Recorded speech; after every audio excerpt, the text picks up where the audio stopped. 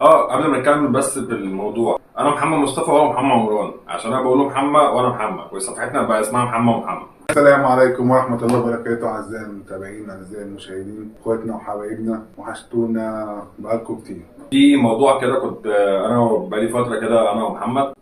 قبل ما نكمل بس بالموضوع، انا محمد مصطفى وهو محمد عمران، عشان انا بقول له محمد وانا محمد، وصفحتنا بقى اسمها محمد ومحمد. في جدال اللي احنا بنتكلم فيه، وطبعا كل شويه بيتكلموا فيه، حسبة الورقه وقلم في الجواز.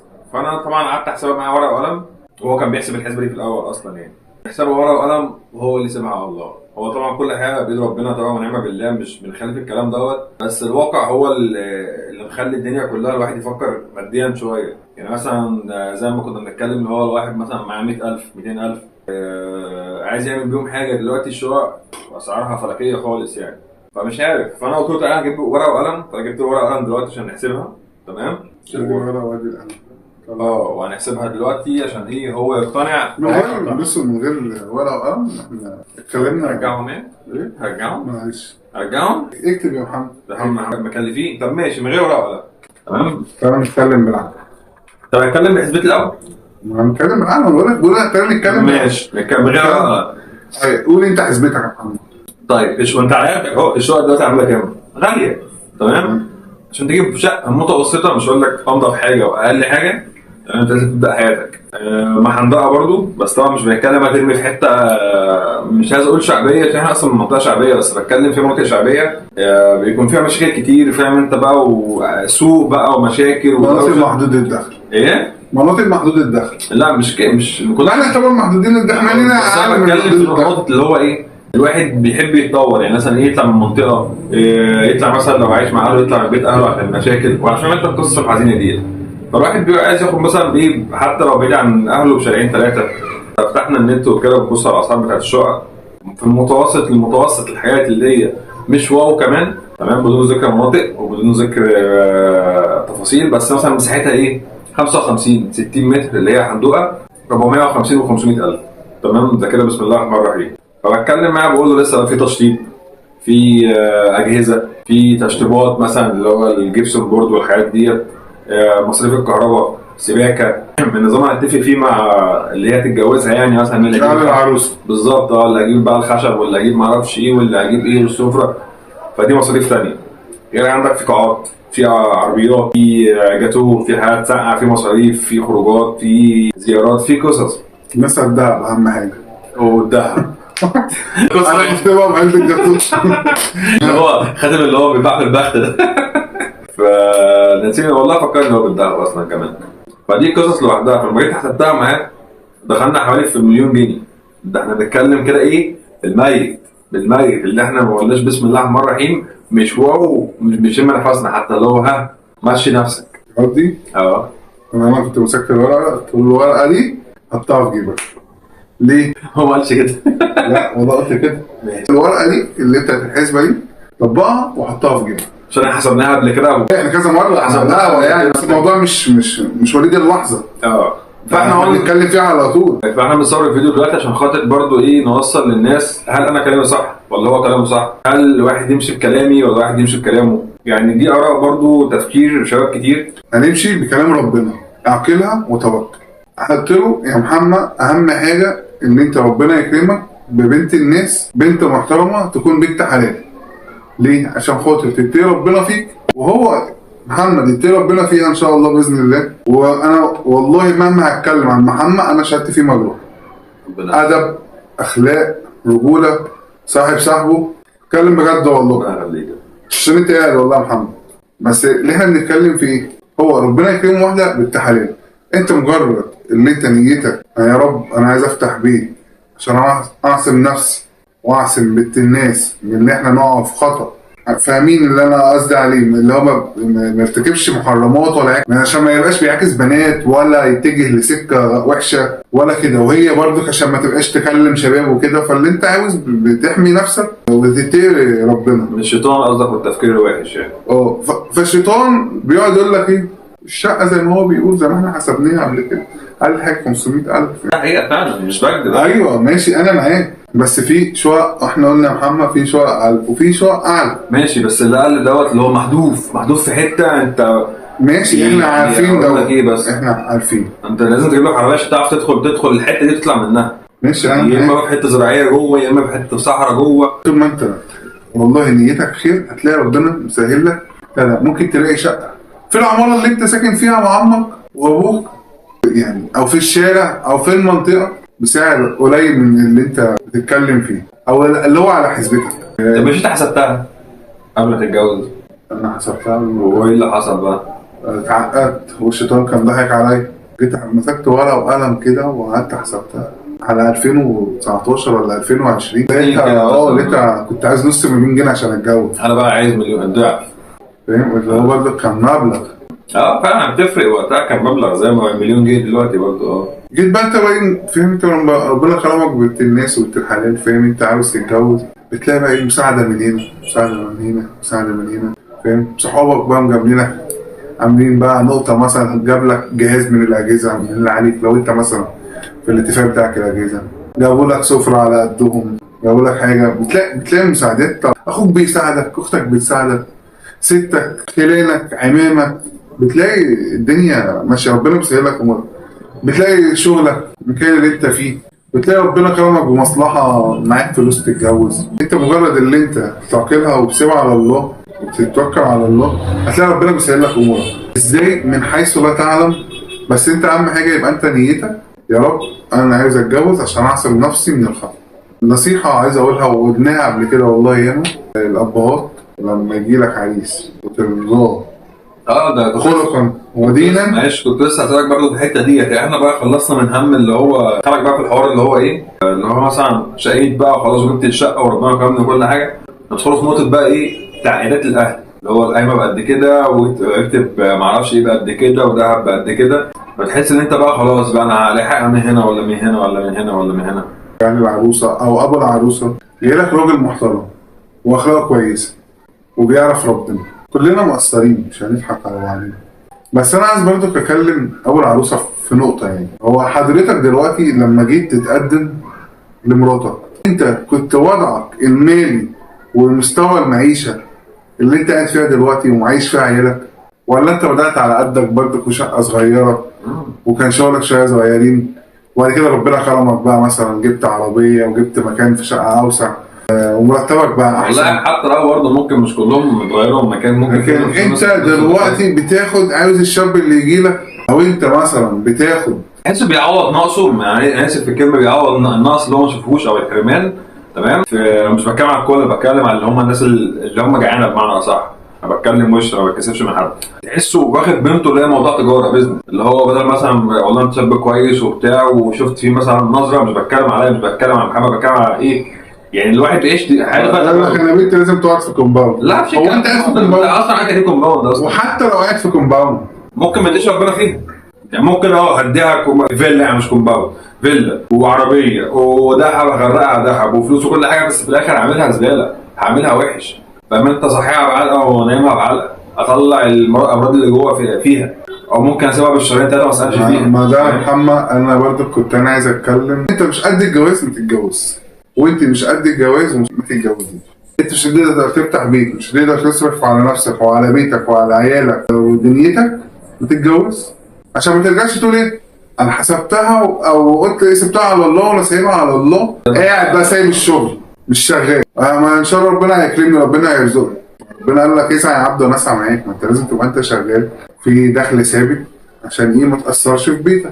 ما تبقاش مثلا شغال وعمال تروح تصرف فلوسك بره ومصالحك انت واصحابك والقهوه والكلام ده وحارم ابنك نفسه مثلا في سكوت باكو شيبسي مش عارف ايه. هو مراته برضه مراته نفسها برضه والعيال. بس برضه هرجع اقول حاجه معلش برضه ممكن مش شرط يكون اللي بيظلم مثلا البنت او الولد. ممكن يكون مش هم نفسهم ممكن الاهل. يعني مثلا البنت ممكن مالهاش وقت فالاب ده يفكر مثلا يشوف الشاب اللي قدامه معاه فلوس والدنيا حلوه يجبرها. فاهم. في الوقت ده احنا في الزمن ده ما تقنعنيش ان في بنات مالهاش وقت. لا في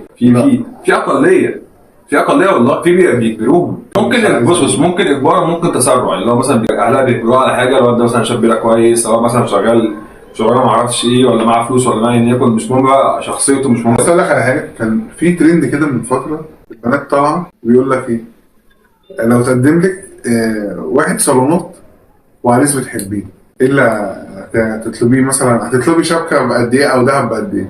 قالت لك ايه؟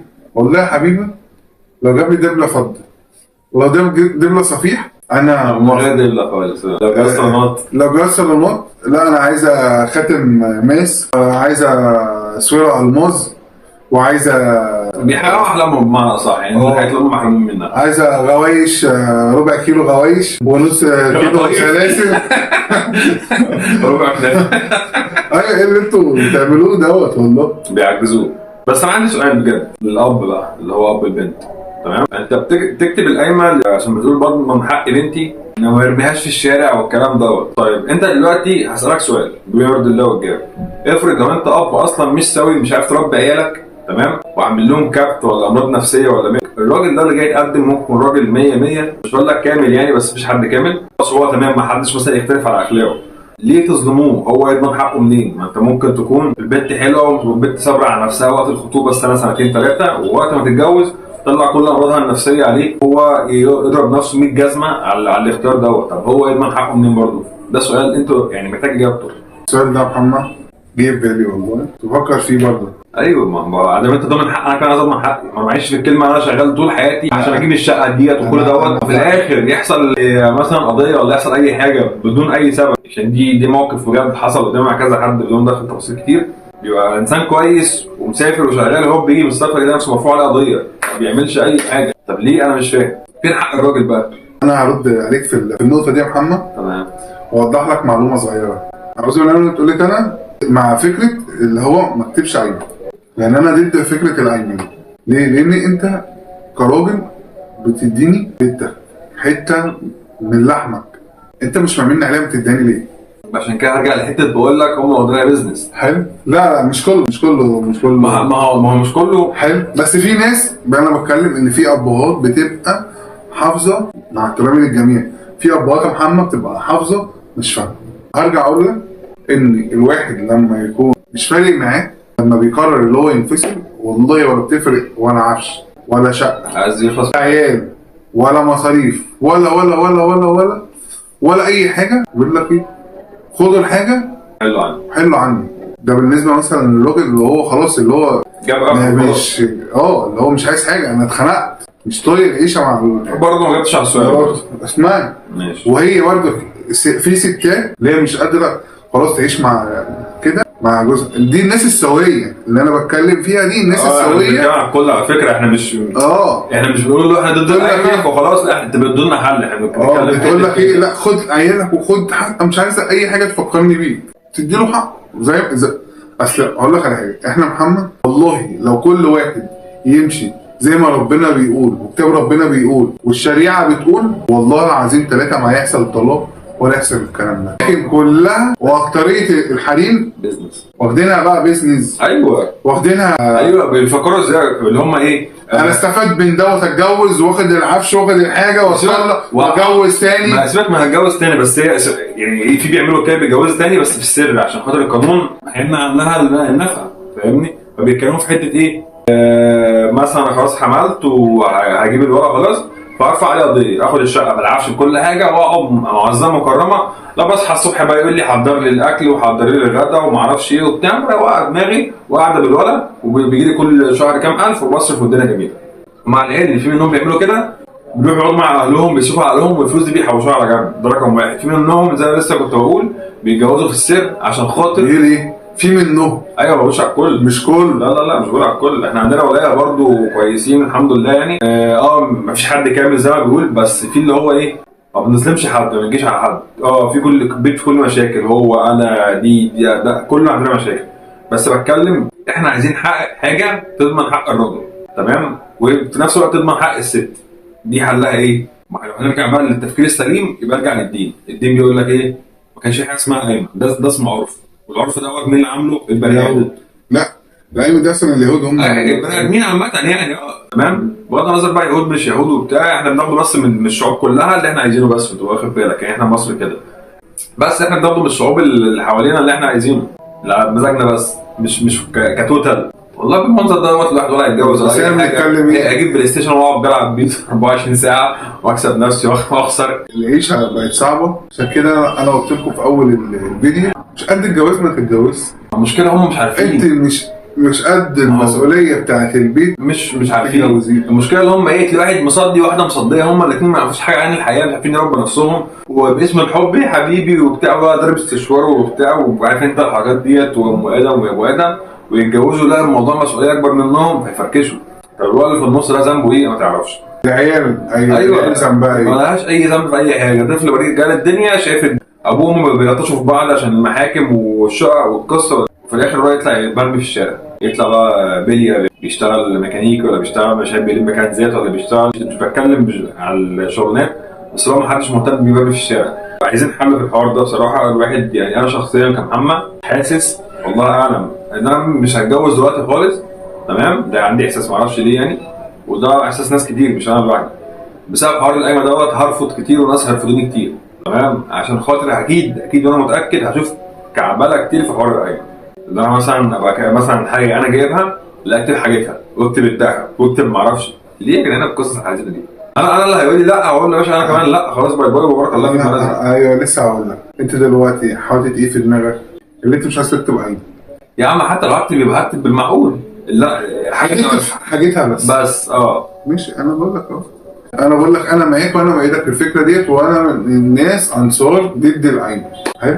بس برضه مش كل، عشان ما نظلمش حد. ايوه في ناس كويسه، مش كل دلوقتي كل واحد مكتوب ذكر في البطاقه اللي هو راجل عايز يعمل نفسه يعمل بيته، هو خايف اللي الدنيا تيجي عليه. انت مش مآمن خلاص ما تجوزوش.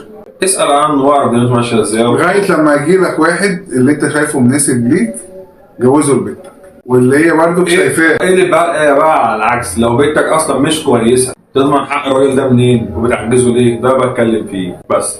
وبرضه تاني انت لما بتطلب حاجات ياما لبنتك، قايمه وعفش واللي لو انت عندك ابن وراح يتقدم ولقيت الناس بيطلبوا كده، انت هتفضل حد يعجز ابنك كده؟ والله العظيم ما هقول لك لا، او بالراحه نوجه الرساله صح. الابهات غلابه وعايزين كده. المشكله انا اسف والله مع احترامي لكله في الامهات، البيت اللي وش كده، البيت اللي فيه واحده هي اللي مدوره البيت، ابعد عنه. نصيحه للشباب ابعد عنه من غير ما تسال ليه، او انت قالت ليه ومش شايف دي، اسمع كلامنا وانت مغمض وطول، ولو سالت اي حد فاهمان هيقول لك نفس الكلام. البيت اللي مدوراه واحده لان هتقول لك ايه، ما بنت خالتها جاي لها، بنت عمتها جاي لها، مش عارفه جيراننا جاي لها، قد كده هيدخل لك في حياتك بقى اللي هو ايه، اي حاجه بتحصل في البيت هتلاقيها نطالك، هتلاقي مثلا بنتها بتقول لامها كل حاجه، ومشاكل كلها في البيت هناك متذاعه قصص حزينه. طب انا عايز ارجع اقول حاجه، بما اننا شعب مصري مفتحين، بما ان احنا شعب مصري مفتحين وبنقلد الغرب اللي هم مثلا كده، طب ما الغرب او الغرب يعني في حاجتين ممكن نقلدهم لو انتوا بقى بتحب تقلدهم. ما تقلدوا بتوع الفلاحين. الفلاحين بيعملوا ايه بقى؟ البنت ده اللي سمعته من كذا حد، ولو عندي معلومه غلط الله اعلم، بس انا سمعت من كذا حد قال لك البنت في الفلاحين بتعمل ايه؟ بتجيب الاجهزه الكهربائيه من الحاجه اتنين، يعني التلفزيون اتنين، الثلاجه اتنين، الغساله اتنين، ما اعرفش مايكرويف مثلا اتنين. ليه بقى؟ عشان تدي لهم العريس بالظبط واحده، يعني انت سمعت الكلام ده ولا كده؟ ايوه. في البيت عندها حاجه وهم عريس حاجه، طب خلاص انا ما عنديش مشكله اكتب لك القايمه، بس هاتي اجهزه البيت مثلا على حسب الاتفاق بتاعنا، وهاتي النزال اللي هتجيبيه فوق بقى باجهزه ما اعرفش ايه هدي لهم منها كمان. هتدور على حاجه زي كده؟ لا هيقول لك لا اصل العرف. طب ما ده عرف ده، ما تقلدوا الناس دي، سيبك من دول، تعال روح للهند. ما بص يا حمو اقول لك على روح للهند.